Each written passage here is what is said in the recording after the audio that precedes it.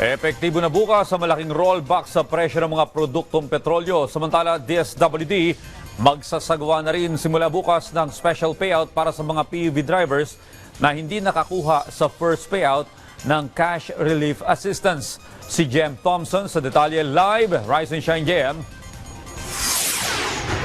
Audrey, tila nabunutan ng tinik ang ating mga motorista dahil sa inaasahang big-time rollback ng presyo ng diesel. Bukas, naaabot sa 20 pesos. Makakahinga na nga ang ating mga kababayan sa sunod-sunod na taas ng presyo ng produktong petrolyo sa ating bansa.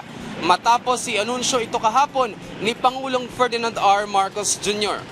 Si Rodolfo Badilla Jr., 2 dekada na sa pagmamaneho ng jeep.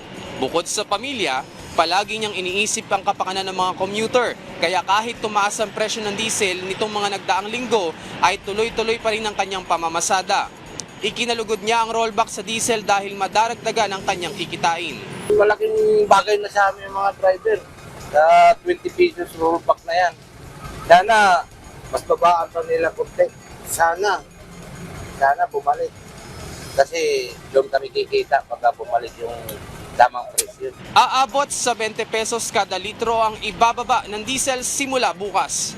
Habang 4.43 pesos naman ang ibababa ng gasolina at ang kerosene ay bababa rin ng 8.50 pesos kada litro. Malaki ang maitutulong nito para sa mga namamasada, commuter at motorista na ilang linggo nang nag-aabang para sa pagbaba ng presyo ng produktong petrolyo. Si Kervin Ravelo naman, may 4 na anak.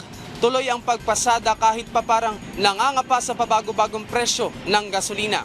Kaya gano'n na lamang ang kanyang pasasalamat sa rollback ng langis. Opo sir, sobrang laking tulong po sa aming mga rider niyan. Kasi halos nung mga nakaraang araw, wala na kaming nauuwi para sa pamilya namin.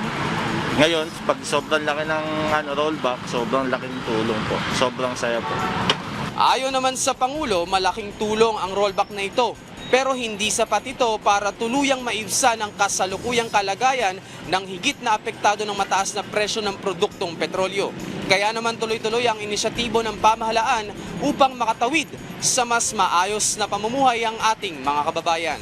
Hindi po tayo titigil hanggat hindi natin napababa ang gasto sa biyahe, sa pagkain at sa kabuuang pamumuhay ng ating mga kababayan. Sa mga susunod na araw at linggo, may aanunsya po ko na mga dagdag na hakbang at tulong mula sa gobyerno. Ngayon ngang darating na April 14 at 15 at April 22, magkakaroon ng special payout ng cash relief assistance para sa mga driver na hindi nakakuha noong unang payout.